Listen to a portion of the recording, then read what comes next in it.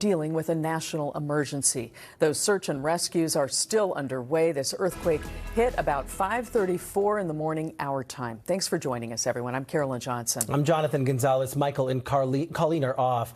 More than 100 people are now confirmed dead. Hundreds of buildings have been leveled, and countless families here in Los Angeles and Southern California are feeling the pain. And joining us live now, Dr. Lucy Jones, a seismologist. Thank you so much for your time today.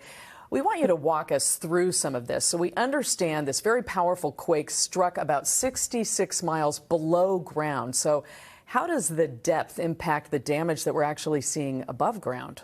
It actually reduces it a bit. So because it's 66 miles down, it means that everybody's at least 66 miles away, right? So they get... the shaking that gets there has been diffused a bit by traveling up through the earth.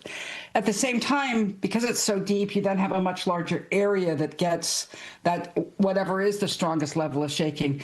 The USGS estimates what's called intensity, which is how strong your shaking is rather than the magnitude. And they have a maximum intensity of about 7. It might be edging up into 8. But they also had 1.5 million people that received that high level of shaking. And almost 10 million people that received intensity 6 shaking.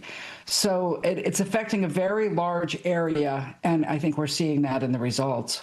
Yeah. It's such a tough time for the region. Dr. Jones, we saw the devastating earthquake activity, I think it was back in June in neighboring Venezuela. Is there any known connection at this point between the quakes then and the one today in Colombia?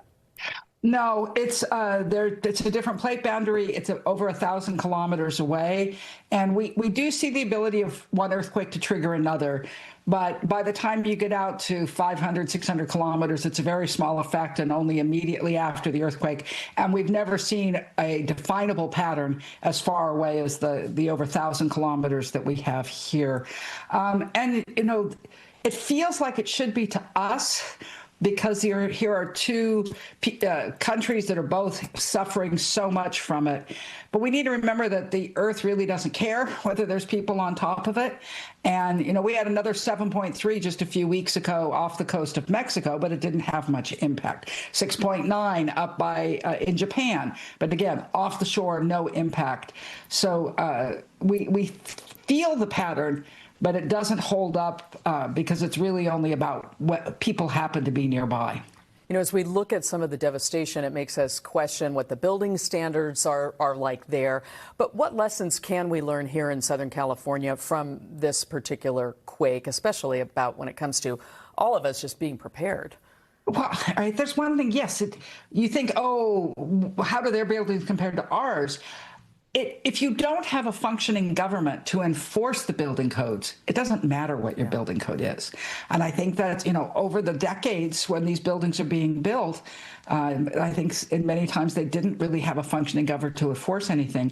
And that's a reminder for us that you need an effective government if you want to be safe from these sort of things. And just having a building code is not enough. You need to have inspection and enforcement. So support your local building department is one lesson, but also that we just don't know when it's going to happen. We want that pattern, but the pattern isn't there.